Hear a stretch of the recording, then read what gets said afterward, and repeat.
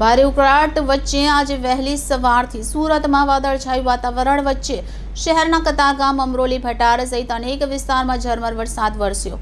આકરી ગરમી બાદ વરસાદી માહોલ થતાં ગરમીથી રાહત અને સુરત જિલ્લામાં ખેડૂતની ચિંતામાં વધારો થયો છે।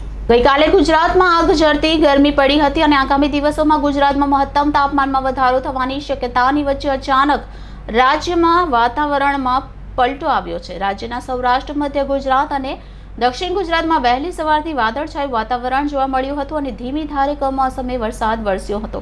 વાતાવરણમાં પલટો આવવાથી ખેડૂતો ચિંતામાં મુકાયા છે। દક્ષિણ ગુજરાતમાં નવસારી જિલ્લાના બિલીમોરા શહેરમાં ધીમી ધારે વરસાદ શરૂ થયો હતો।